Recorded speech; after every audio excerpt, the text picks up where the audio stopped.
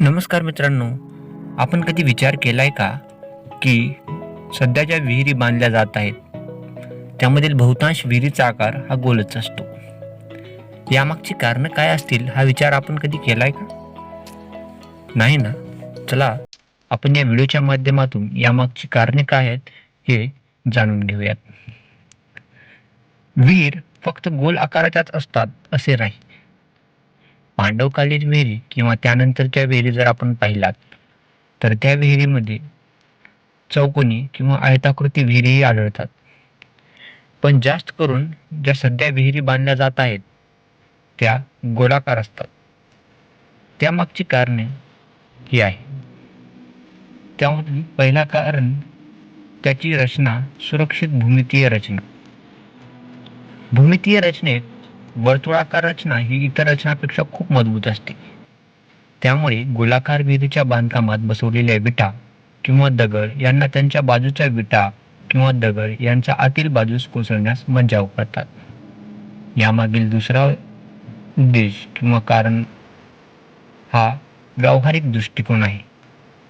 समजा तुम्हाला एखादी विहीर 30 फूट लांबी आणि 30 फूट रुंदीच्या जागेत 40 फूट खोलीची घ्यायची असेल, तर तुम्हाला जेवढा खर्च येतो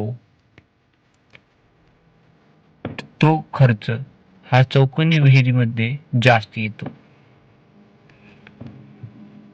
आणि त्या तुलनेत पाणीसाठाही त्यामध्ये कमी राहतो.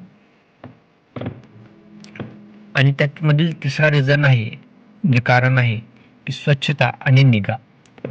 जेव्हा आपण चौकोनी विहीर बांधतो तर त्या दृष्टीने त्यामध्ये आपल्याला त्याचे कोपरे, ही जी जागा आहे ती स्वच्छ करता येत नाही. पण जर तीच विहीर आपण वर्तुळाकार किंवा गोल बांधली तर त्या जागेची स्वच्छता आपल्याला उत्तम पद्धतीने राखता येते. तर मित्रांनो, ही आहेत सध्या जी वर्तुळाकार विहिरी, बहुतांश विहिरी ह्या वर्तुळाकार गोलाकार बांधल्या जात आहेत त्यामागची ही 3 प्रमुख उद्देश किंवा कारणे आहेत. तर मित्रांनो, मी जी माहिती या व्हिडिओच्या माध्यमातून आपल्याला दिली आहे, तर ही माहिती जर आपल्याला आवडली असेल तर या व्हिडिओला लाईक करा, कमेंट करा, शेअर करा आणि असेच नवनवीन व्हिडिओ पाहण्यासाठी माझ्या चॅनलला सबस्क्राईब करा.